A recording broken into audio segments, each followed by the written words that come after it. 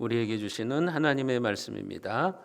구약성경 창세기 15장 1절부터 5절까지 말씀입니다. 이후에 여호와의 말씀이 환상 중에 아브라함에게 임하여 이르시되 아브라함아 두려워하지 말라. 나는 내 방패요 너의 지극히 큰 상급이니라. 아브라함이 이르되 주 여호와여 무엇을 내게 주시려 하나이까? 나는 자식이 없사오니 나의 상속자는 이 다메섹 사람 엘리에셀이니이다. 아브라함이 또 이르되 주께서 내게 씨를 주지 아니하셨으니 내 집에서 길린 자가 내 상속자가 될 것이니이다. 여호와의 말씀이 그에게 임하여 이르시되 그 사람이 내 상속자가 아니라 내 몸에서 날 자가 내 상속자가 되리라 하시고 그를 이끌고 밖으로 나가 이르시되 하늘을 우러러 무뼈를 셀 수 있나 보라. 또 그에게 이르시되 내 자손이 이와 같으리라. 아멘.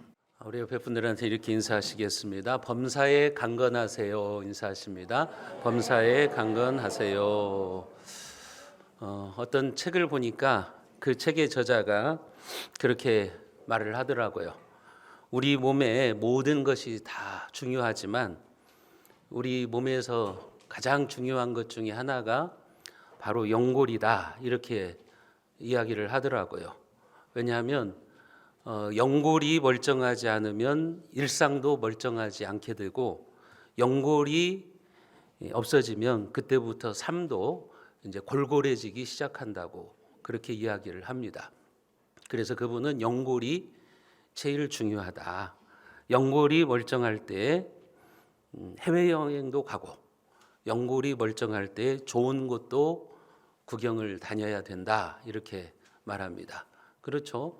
연골이 없어지면 몸이 골골해지고 우리가 여행도 못 가죠. 꽃구경도 못 가요. 그런데 제가 그 책을 보면서 이런 생각을 해봤어요. 연골이 멀쩡할 때 우리는 선교지도 가보셔야 돼요. 연골이 멀쩡할 때 여러분들이 성지순례도 가보셔야 돼요. 연골이 멀쩡할 때 여러분들이 봉사도 하셔야 돼요. 연골이 골골하면 내가 봉사하고 싶어도 못하는 겁니다. 옆에 분들한테 그렇게 말하세요. 연골을 잘 관리합시다. 네. 연골을 잘 관리하셔서 여러분들이 성지순례도 가시고 성교지도 가시고 또 교회를 위해서도 봉사하셔서 하나님이 주시는 강건함의 은혜를 누리시기를 주님의 이름으로 축복합니다. 루마니아 교회의 지도자였던 리차드 범브란트 목사님이라는 분이 계십니다. 이분은 루마니아가 공산정권이 들어섰을 때 이 공산정권 치하에서 14년 동안 이제 감옥 생활을 하신 분이에요. 그가 감옥에 갇혀가지고 성경을 읽으시다가 발견한 게 있어요. 성경을 읽으시면서 발견한 게 뭐였냐면 성경에 두려워하지 말라는 말이 365번이 나온다. 이것을 이분이 발견을 하셨어요. 그는 그것을 이렇게 받아들였어요. 1년 365일 하나님은 날마다 우리에게 두려워하지 말라고 말씀하시는구나. 그래서 그는 감옥에 갇혀서 14년을 보내면서 날마다 이 두려워하지 말라는 하나님의 말씀을 매일매일 자기에게 주시는 하나님의 음성으로 들었다고 합니다. 우리가 예수님을 믿고 신앙생활을 하면서도 두려움이나 의심으로 우리의 믿음이 흔들릴 때가 있죠. 가정의 문제든 자녀의 문제든 또 실직의 문제이든 또 미래에 대한 염려이든 우리 안에 두려움이 찾아올 때가 있고 또 의심이 들 때도 있습니다. 그것은 사탄이 오랫동안 믿음의 사람들을 흔들 때 즐겨 사용했던 성공적인 전략 방법이에요. 믿음의 사람들을 흔들어댈 때 악한 사탄 마귀는 이 두려움을 사용을 하는 겁니다. 두려움을 사용해서 우리로 하여금 의심하게 만들고 또 우리의 믿음을 흔들어대는 겁니다. 오늘 본문에 나오는 믿음의 족장 아브라함도 두려움 가운데 휩싸여 있었습니다. 아브라함이 왜 두려워했습니까? 오늘 본문인 창세기 15장은 바로 앞장인 14장과 연결되어 있어요. 우리가 지난 3주 동안 14장을 살펴보았죠. 14장의 내용이 뭡니까? 거기에 보면 아브라함의 조카 롯이 이제 전쟁 포로가 되어서 메소포타미아 왕에게 끌려가게 됩니다. 아브라함은 조카 롯을 구원하기 위해서, 구출하기 위해서 이제 그 전쟁에 참여하게 되는 거죠. 용병 318명을 데리고 가서 한밤에 기습 작전을 펼쳐서 조카를 구출해 오게 됩니다. 그런데 그 후에 아브라함에게 두려움이 밀려왔어요. 아브라함의 마음에 그런 생각이 드는 거예요. 메소포타미아 왕이 전열을 가다듬어서 나를 공격해 오면 어쩌지? 그런 마음이 드는 거예요. 그러면 나는 그 메소포타미아 군대를 이길 수 없을 텐데, 그 강력한 그 제국을 내가 상대로 해서 기습 작전을 해서 조카를 구해오고 또 전리품을 빼앗아 왔지만, 만약에 그 왕이 다시 전력을 보강해 가지고 나에게 쳐들어온다면 나는 여지없이 패하게 될 텐데, 이런 두려운 마음이 들기 시작한 거예요. 바로 그때 하나님이 아브라함에게 나타나셔서 말씀하시는 거죠. 두려워하지 말아라.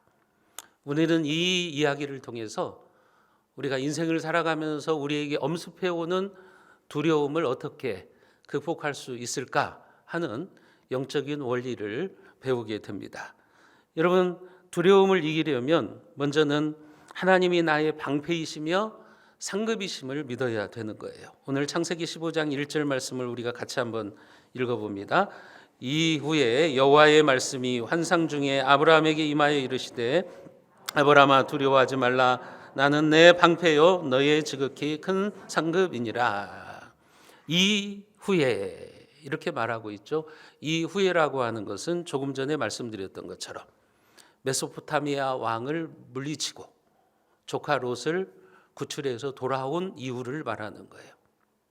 아브라함의 마음에 이제 이 메소포타미아 왕의 후환이 두려웠어요. 저 메소포타미아 왕이 가만히 있지 않을 텐데, 나를 다시 공격해 와서 원수를 갚을 텐데, 그러면 나는 이길 수가 없을 텐데, 이런 두려움이 아브라함에게 생기기 시작했다고 하는 거죠. 그처럼 아브라함이 두려움에 떠는 것을 아시고 하나님이 아브라함에게 말씀하시는 거예요. 두려워하지 말아라. 나는 너의 방패다. 나는 너의 상급이다. 이렇게 말씀하시는 거죠. 여러분, 여기서 방패라고 하는 게 뭡니까? 전쟁에서 사용하는 화살과 창을 막아주는 보호막이잖아요. 지금 아브라함은 전쟁을 두려워하고 있는 거예요. 메소포타미아 왕이 다시 전열을 가다듬어서 나를 공격해 오면 이길 수 없을 텐데, 그렇기 때문에 하나님이 아브라함아 나는 너의 방패다. 내가 너를 보호해 줄 거야. 내가 너를 막아줄 거야. 그러니 두려워하지 말아라. 지금 하나님이 그렇게 말씀해 주시고 있는 거죠. 하나님이 친히 방패가 되어 주셔서 아브라함을 공격하는 자들을 막아주시겠다. 그렇게 약속을 하고 계시는 겁니다. 인간들이 자신을 스스로 지키기 위해서 만드는 방패, 그 방패가 있죠. 그 방패는 언제든지 뚫릴 수 있어요. 만약에 여러분들이 돈이 여러분들의 인생의 방패가 되어서 그 돈이 나를 지켜줄 수 있다고 생각하신다면 언젠가 그 방패도 뚫릴 수 있음을 아셔야 돼요. 내가 아무리 많은 재산을 가지고 있어도 그냥 한순간에 그것이 훅 하고 날아가 버릴 수도 있는 거예요. 그게 인생이에요. 여러분, 미국의 그 탄탄한 은행들도 그냥 부도가 나버리잖아요. 뉴스에 지금 나오잖아요. 그래서 다시 이게 금융위기가 찾아오는 것이 아닌가 염려하기도 하는 거죠. 은행도 부도가 나버리는 거예요. 세계 최대 강대국의 은행도 그렇게 부도가 나는 거예요. 우리 인생도 부도가 나려면 한순간에 나는 거예요. 만약에 여러분들이 하나님보다 돈으로 인생의 방패를 삼으려고 하면 언젠가는 뚫려버려요. 그 돈이 여러분들의 인생의 방패가 될 수가 없어요. 여러분들이 명예가 여러분들의 인생의 방패가 된다고 생각하십니까? 여러분들이 의지하고 있는 어떤 자식이, 든든한 자식이 여러분들의 인생의 방패가 된다고 생각하십니까? 착각하지 마시기를 바랍니다. 그것들은 언젠가는 뚫릴 수 있는 방패입니다. 내가 내 인생의 방패가 되어서 살아보려고 하면 그때부터 불안하고 두려운 거예요. 그러나 하나님의 방패는 그 무엇도 뚫을 수 없는 견고한 보호막이 되는 것입니다. 하나님이 여러분들의 인생의 방패가 되셔서 하나님 내 삶을 지켜주시고 내 가정을 지켜주시옵소서, 그렇게 기도하시는 여러분들이 되시기를 바랍니다. 또한 하나님은 아브라함에게 말합니다. 나는 너의 지극히 큰 상급이다, 그렇게 말씀하세요. 여기에 보면 지극히 큰 상급이라는 말이 영어에 보면 very great reward, 매우 큰 보상이라는 말이에요. 하나님이 아브라함에게 매우 위대한 보상이 되어주시겠다고 말하고 있는 거예요. 아주 큰 보상을 아브라함을 위해서 준비해 두셨다고 하는 거죠. 그러니 두려워할 필요가 없다는 거죠. 왜 지금 하나님이 아브라함에게 내가 너의 보상이라고 말씀하실까요? 이것도 창세기 14장과 연결되어 있는 거죠. 여러분, 창세기 14장에서 아브라함이 메소포타미아 왕을 물리치고 그가 전리품을 가지고 돌아오잖아요. 전리품을 가지고 돌아올 때 아브라함을 축복했던 멜기세덱에게는 그가 전리품의 11조를 드렸지만 소돔왕에게는 어떻게 대합니까? 소돔왕이 그렇게 말하잖아요. 네가 찾아온 사람들은 나한테 돌려보내고 그 물질은, 재산은 네가 다 가져라, 전리품은 네가 다 가져라 그랬을 때 아브라함이 뭐라고 말해요? 나는 네가 주는 시로라기 하나, 신발끈 하나도 내가 받지 않겠다고 말했잖아요. 왜요? 하나님을 위해서 그랬잖아요. 만약에 내가 이 가나안 땅에서 부자가 되었을 때, 그때 소돔왕이 준 돈으로 내가 부자가 되었다는 소리를 듣기 싫다. 이 가나안 땅 사람들 앞에서 소돔왕이 준 전리품으로 내가 부하게 되었다는 소리를 듣기 싫어서 하나님만이 나를 부하게 만드실 수 있는 분, 하나님만이 나에게 복을 주실 수 있는 분임을 그가 알리기 위해서 전리품을 거절한 거잖아요. 아브라함의 그 모습을 하나님이 지켜보신 거예요. 그래서 하나님은 지금 이렇게 말씀하시는 거예요. 아브라함아, 내가 너의 큰 보상이 되어줄 거야. 네가 소돔왕에게는 신발끈 하나 받지 않았지만 내가 이제 너를 축복해 줄 거야. 그 전리품보다 훨씬 많은 것을 내가 너에게 보상으로 줄 거다. 하나님이 그 얘기를 하고 계시는 거예요. 그래서 나는 너의 방패가 될 것이고 내가 너의 지극히 큰 보상이 될 것이다.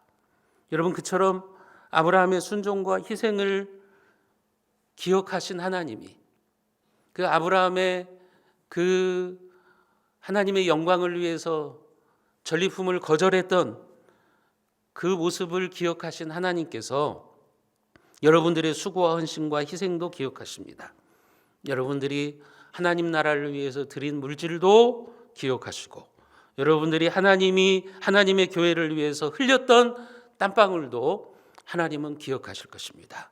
그리고 그에 따라서 하나님께서 매우 큰 보상을, 하나님이 여러분들의 인생에 지극히 큰 상급이 되심을 믿으시기를 바랍니다. 하나님은 아브라함에게 지금 그렇게 약속해 주시고 있는 거예요. 아브라함아, 메소포타미아 왕을 두려워하지 마. 내가 방패가 되어서 너를 지켜주마. 네가 소돔왕에게 시로라기 하나 받지 않았지만 내가 그거보다 더 큰 보상을 너에게 주겠다. 이렇게 하시면서 아브라함이 두려움을 극복하게 하시는 거죠. 여러분, 또 한 가지 우리가 두려움을 이기려면 하나님의 약속을 믿어야 돼요. 하나님께서 아브라함에게 나타나셔서 야, 두려워하지 말아라. 내가 너의 방패가 될 것이고 너의 보상이 될 거야. 지극히 큰 보상이 될 거야. 이렇게 말씀하시니까 아브라함에게는 또 하나의 염려와 불안이 남아 있었어요. 그것은 뭐냐면 자신에게 자식을 주시겠다고 하는 하나님의 약속이 이루어지지 않은 거예요. 하나님이 75세의 아브라함을 부르실 때 크게 두 가지를 약속하셨어요. 하나는 뭐냐면 자식에 대한 약속. 너로 큰 민족을 이루겠다. 너에게 아들을 줄 것이고 그 아들을 통해서 너는 큰 민족을 이룰 것이다. 후손에 대한 복을 약속하셨고 또 한 가지는 땅에 대한 축복이에요. 그런데 지금 아브라함이 하나님의 약속을 받고 10년이 흘렀어요. 지금 창세기 15장은 아브라함의 나이 85세 때의 일이에요. 10년이 지났는데 자식이 태어날 기미가 보이지를 않는 거죠. 그래서 아브라함이 하나님께 시큰둥한 반응을 보이는 겁니다. 그게 2절과 3절의 말씀이에요. 우리가 같이 한번 읽어봅니다. 아브라함이 이르되 주 여호와여 무엇을 내게 주시려 하나이까 나는 자식이 없사오니 나의 상속자는 다메섹 사람 엘리에셀이니이다. 아브라함이 또 이르되 주께서 내게 씨를 주지 아니하셨으니 내 집에서 길린 자가 내 상속자가 될 것이니이다. 아브라함이 지금 그렇게 말하는 거죠. 하나님이 나의 방패가 되시고 나의 큰 보상이 되신다며요. 그런데 왜 하나님 약속을 안 지키십니까? 왜 나에게는 지금 하나님께서 자식을 준다 그랬는데 10년이 넘도록 자식을 안 주십니까? 그런 시큰둥한 반응을 보이는 거예요. 히브리 성경 원문을 보면 이게 이런 뜻이에요. 보소서 나에게 당신이 주지 않았습니다. 보소서 내 집의 사람이 나를 상속할 것입니다. 지금 하나님께 따지는 말투라고요. 보십시오. 하나님이 나에게 아들 아직까지도 안 줬잖아요. 보소서. 그러니 내가 이제 내 종 이 다메섹 엘리에셀을 내 양자로 받아들이겠습니다. 내 상속자가 되게 하겠습니다. 지금 아브라함이 그렇게 이야기를 하고 있는 거죠. 하나님이 아들을 주지 않으니 내 방식대로 해보겠다는 거죠. 아브라함이 왜 이렇게 말하고 있는 거예요? 10년 전에 하나님이 자기를 부르실 때 하나님이 그에게 약속하셨잖아요. 너는 너의 고향과 친척과 아버지의 집을 떠나서 내가 내게 보여줄 땅으로 가라. 내가 너로 큰 민족을 이루고 내게 복을 주어서 내 이름을 창대케 하리니 너는 복이 될지니라. 그렇게 약속하셨잖아요. 땅의 약속, 후손의 약속을 하셨잖아요. 그런데 10년이 지나서 큰 민족이 이루어지기는커녕 자식이 생길 조짐조차도 보이지를 않는 거예요. 그러니까 아브라함의 마음에 의심이 가기 시작하는 거죠. 하나님의 약속에 대한 의심이 생기니까 지금 이제 푸념을 늘어놓기 시작하는 거예요. 하나님이 약속하신 자식을 주시지 않으시니까 내 종을 양자로 입양하겠습니다. 그게 하나님의 방식일지도 모르겠습니다. 이렇게 합리화시키고 있는 거예요, 지금. 여러분, 기다리다 못해서 지친 아브라함의 체념이죠. 한마디로 말하면 하나님께 대해서 섭섭하다는 거예요. 하나님 섭섭합니다. 하나님 나한테 땅에 대한 축복을 약속하셨고 자식에 대한 축복을 약속하셨는데 왜 10년이 넘도록 자식을 주시지 않는 겁니까? 하면서 섭섭함을 표하고 있는 거예요. 그래서 저 종, 우리 집안에 있는 아주 신실한 종 다메섹 엘리에셀을 제가 양자로 삼으려고 그럽니다. 고대에는 자식이 없을 때 종종 종을 양자로 삼았어요.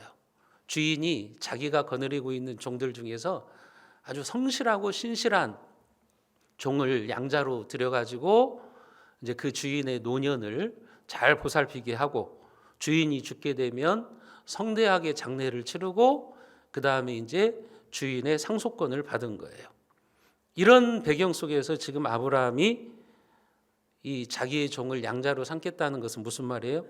더는 내가 하나님의 약속을 기다리지 못하겠다는 거죠. 이제 지쳤다는 거죠. 하나님께 내가 지금까지 하나님의 약속을 믿고 달려왔는데 10년이 지났는데도 하나님이 자식을 줄 생각을 안 하니까 내가 이렇게 세상의 방법대로 하겠습니다. 종을 양자로 삼으려고 합니다. 지금 이렇게 말하는 거죠.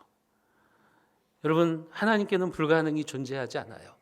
하나님은 반드시 약속을 이루세요. 문제는 우리의 시간표에 하나님이 맞추시는 게 아니라 하나님의 때, 하나님의 방법으로 하나님의 일을 하신다고 하는 거예요. 하나님의 약속을 지켜가신다고 하는 거예요.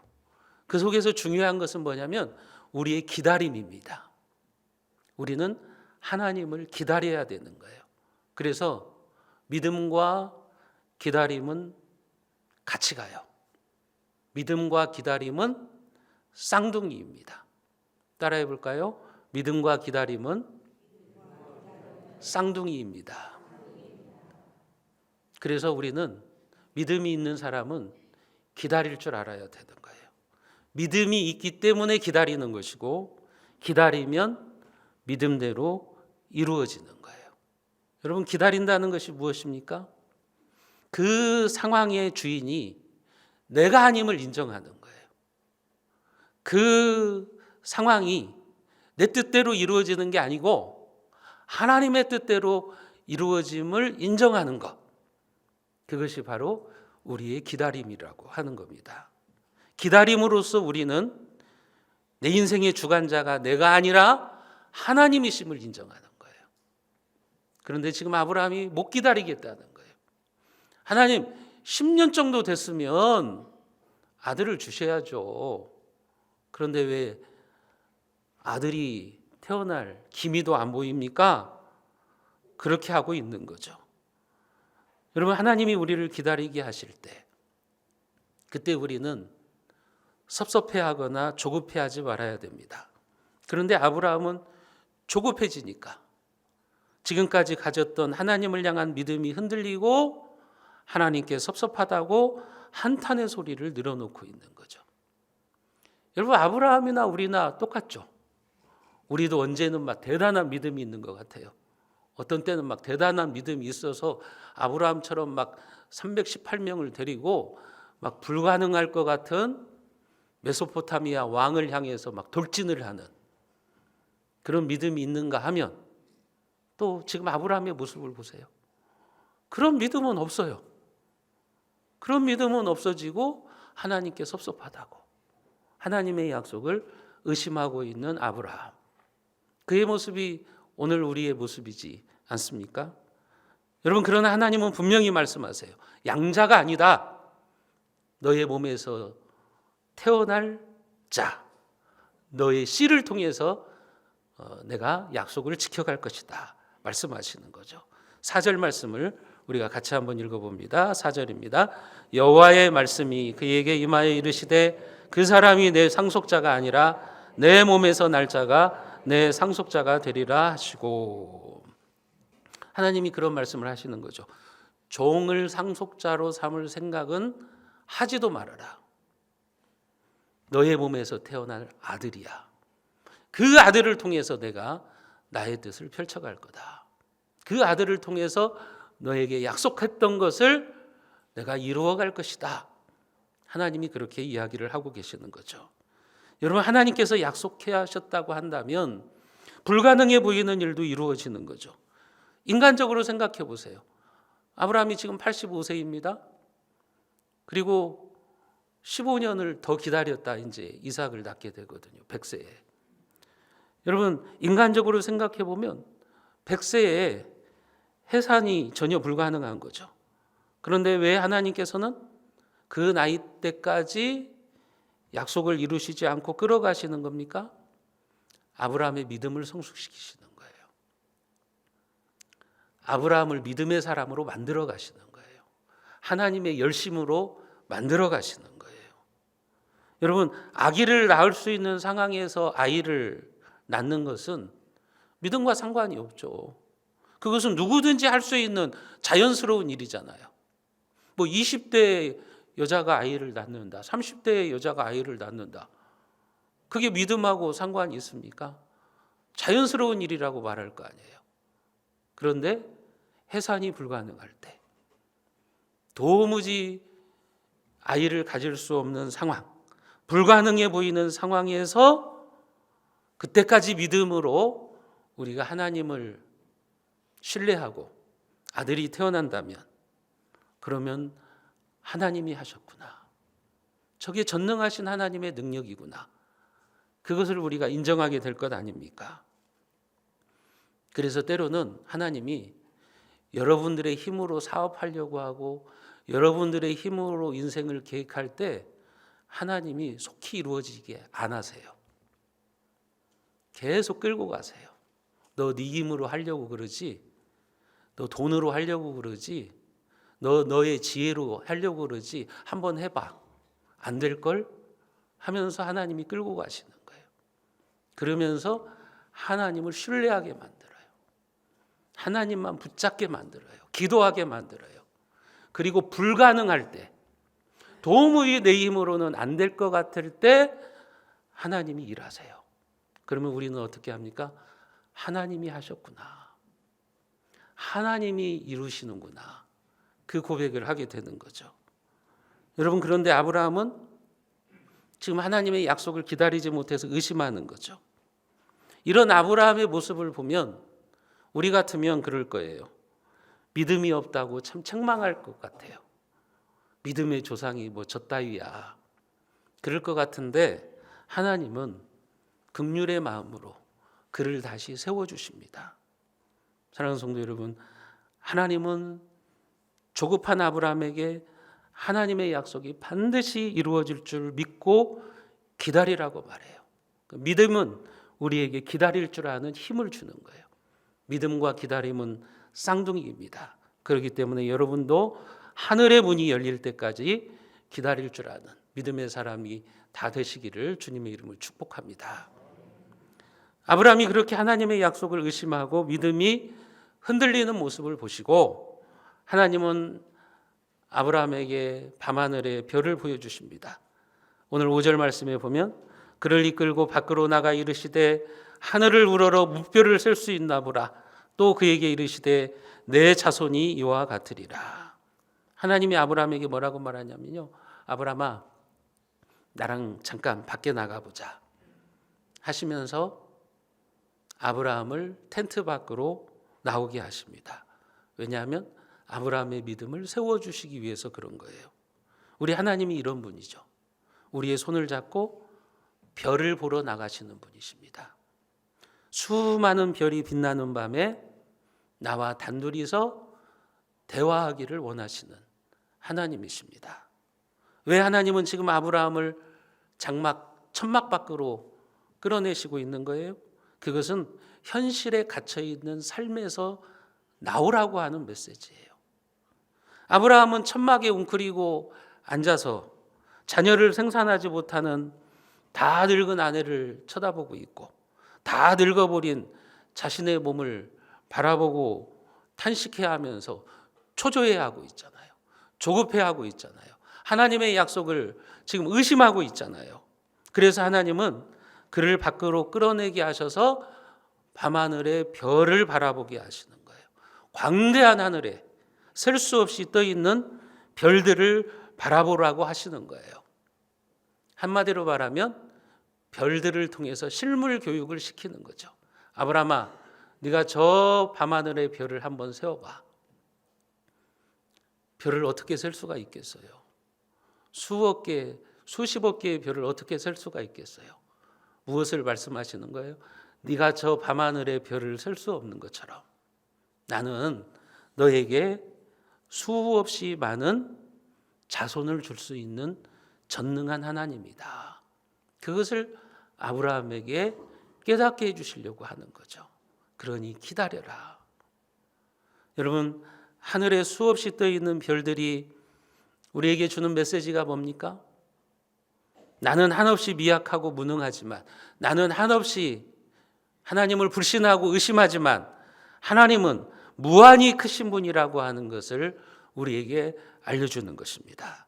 하나님은 무한대의 공간에 헤아릴 수 없는 수십억 개의 별들을 채워놓으시는 분이라고 하는 거예요. 그렇다면 하나님께서 아브라함에게 저 밤하늘의 별처럼 많은 후손을 주실 수 있음을 믿으라고 하는 것이죠. 여러분들이 오늘 저녁에 집 밖으로 나가셔서 밤하늘의 별들을 바라보십시오. 하나님은 하늘의 별들을 보여주시면서 여러분들에게 말씀하십니다. 두려워하지 말아라. 내가 너를 지켜줄 것이다. 너의 장래에 복을 주려고 하는 것이 나의 계획이다. 그러니 때를 기다려라. 포기하지 말고 기다려라. 이런 하나님의 음성을 듣는 여러분들이 되시기를 바랍니다. 여러분, 혹시 이 시간에 여러분들 중에 절망이라고 하는 천막 속에 갇혀 계신 분이 있어요? 장막에 갇혀가지고 현실만 쳐다보면서 하나님의 약속을 의심하고 불신하고 있는 그런 모습이 여러분들에게 있지 않느냐 하는 것입니다. 그렇다면 천막 밖으로 나가십시오. 그리고 하늘의 별들을 바라보십시오. 밤하늘의 별처럼 수많은 하나님의 축복의 약속들을 여러분들이 붙드시기를 바랍니다.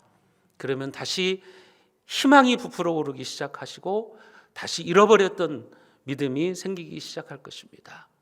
여러분들이 절망할 때 밤하늘의 별을 바라보십시오. 그리고 위대하신 하나님, 그리고 전지전능하신 하나님을 바라보십시오. 그러면 여러분들의 믿음이 다시 생기기 시작할 거예요. 아브라함이 그랬어요. 오늘 6절 말씀에 보면 아브라함이 여호와를 믿으니 여호와께서 이를 그의 의로 여기시고, 아브라함이 다시 믿음이 회복되었어요. 하나님의 약속을 붙잡았어요.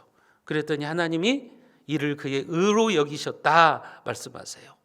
여기 여겼다라는 말이 무슨 말이냐면 간주해 준다 그런 말이에요.